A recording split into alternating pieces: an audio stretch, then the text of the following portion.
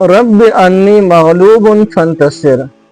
محترمو، دا یو داسې وظیفه ده که انسان د ظالم نه ډېر سخت تنګ راغلی او دی وایي چې الله جل جلاله دې ما د ظالمانو د شر نه محفوظ وساتي.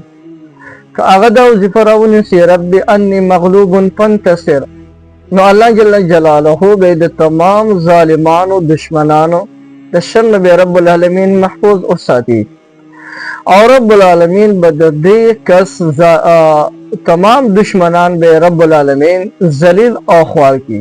د دشمنانو د شر نه به الله رب العزت محفوظ وساتي. زموږ عزتمندو، نن د دشمن نه د بچ کېدو دپاره او د ظالم د ظلم نه د بچ کېدو دپاره درته یو ډېره پاورفل وظیفه ښیمه، او که دا وظیفه کله هم تاسو راونیسئ داسې عجیب او غریب فواید او اثرات لسی کې خپله به ورته حیران پاتې شئ. یو انسان دی او هغه د ظالمانو په پنجه کې راګیر دی، د ظالمانو د ظلم نه قطعا نه خلاصېږي.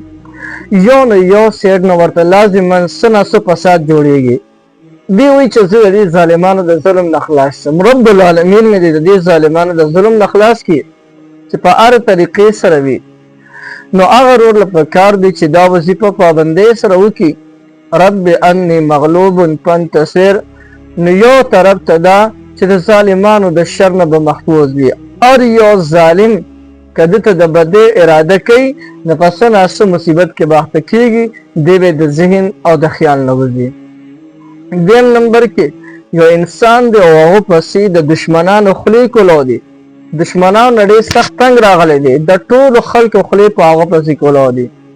نو که دغه رونه او دغه خویندې چې هغې د خلکو د خبرو نه ډېر سخت تنګ راغلی دی، خلک هغې پسې خبرې کوي، عزت والا خرابوي، نو که دغې دپاره هم د جایز امورو دپاره یادوم ګرې، که دې دپاره هم دا وظیفه راونیسي رب انی مغلوب فانتصر، نو الله جل جلاله به د هغې تمام دشمنانو جبه دردونه بنده کړي. محترمو، دې نه علاوه یو کس دی د ګاونډي د شر نه ډېر سخت تنګ راغلی دی. دا ښکلی ګاونډي ستا دپاره یو جنت دی او خراب ګاونډي ستا دپاره جهنم د کندو نه یوه کنده ګورې بیا چېرته به د سکون او د ارام والا زندګي بیا ونه کړي.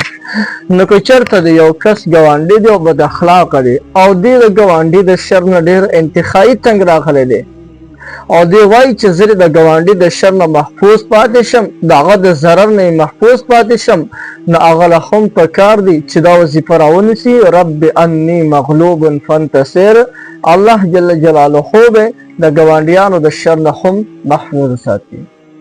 محترمو، دې نه علاوه یو کس دی او په ډېرو سختو سنګین حالاتو کې ګیر شوی دی او دی غواړي چې دغه سنگین حالاتو نه دی الله جل جلاله ماته نجات راکړي، نو هغه دې هم دغه یو وظیفه راونیسي، نو انشاء الله د هغې سختو حالاتو نه دی الله جل جلاله نجات نصیب کړي.